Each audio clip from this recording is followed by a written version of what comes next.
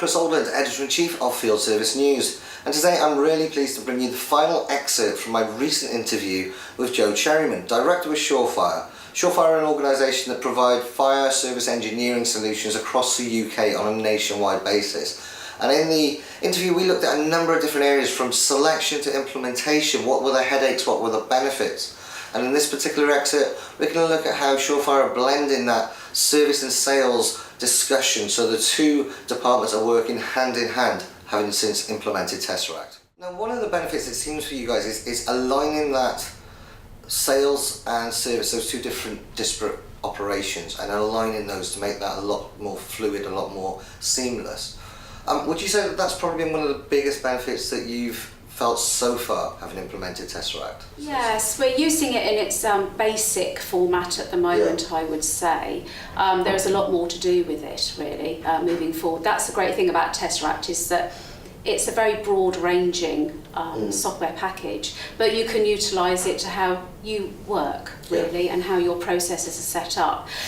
So when it comes to the quote centre, our salesmen actually have full access to the system now as well, so they can go on now and create their own opportunities. They can take them through a pipeline, and we have reports that are sent out from Tesseract every week and every day, telling us how many orders we've received, how many inquiries they've got that are outstanding, which is also quite important as well, and just making sure that we keep up to date with all of our customers' requirements in terms of quoting for work, in terms of creating orders as well. Yeah. It's that it's breaking down those silos, isn't it, between service, sales, back office being all these individual pots or separate divisions of the business. It's having that transparency, I suppose, is the right word. It's that visibility across the various areas and giving access to the various people within the industry or organisation, rather. Something that a lot of companies tend to see benefits from, and I think we've touched again on this a little bit whilst we've been talking, is, and it's something that I talk an awful lot about in the magazine and when I'm speaking at conferences, is the importance of automation.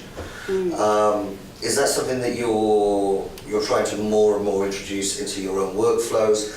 And are you having to rethink your processes at all as part of this process, part of this implementation of Tesseract, as part of this, the buzzwords digitalisation, giving the engineers, I think it's iPads, you said, getting those guys mobile.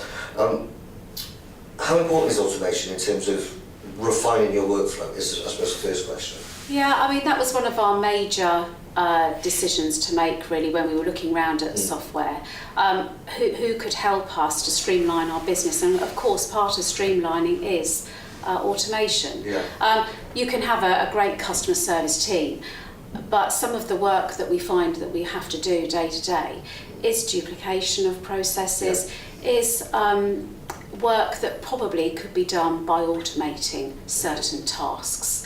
I think customers, quite rightly, are quite demanding these days in respect of worksheets need to be arriving on their desk quite quickly, invoices need to be accurate and on their desk fairly promptly, and also when it comes to risk assessments and method statements need to be done before you visit site, and bookings as well. All these activities are going on every day, and what I'm trying to do with the business, we're all trying to do with the business, is trying to make it as automated as possible, so that people, yes, there is a human intervention in it, of course there is, but they have the added support of that automation. For instance, our invoicing. We have worked with Tesseract and Solvi on this, and now every day we have set up a project where all invoicing goes out to all of our customers every evening for that day's worth of invoicing. So there's not really too much for anybody to do. You haven't got to, send out the invoices via email or even in the post. Now there's just something in the background that does it every evening, and it just sends all the invoicing out to the customers direct. Yes, and just to pick up on that for a moment, Jo, it's interesting because the word automation, looking at it from perhaps a change management lens, often the word automation can send worries throughout the business as people worry about, are they going to be replaced, are they going to be loss of jobs? But what you've just given us there is a perfect example of how automation can actually make those back office staff, make them actually more productive members of the team and more integral to the success of your service delivery moving forwards. Yes, I think it gives them time to concentrate more on customers and the delivery, answering questions and queries, and maybe even gaining that extra knowledge for themselves in order to speak to customers and advise them of fire legislation, knowledge, anything to help the customer really with their fire protection day to day. Very, very important. And that brings us to the end of this particular excerpt from the interview.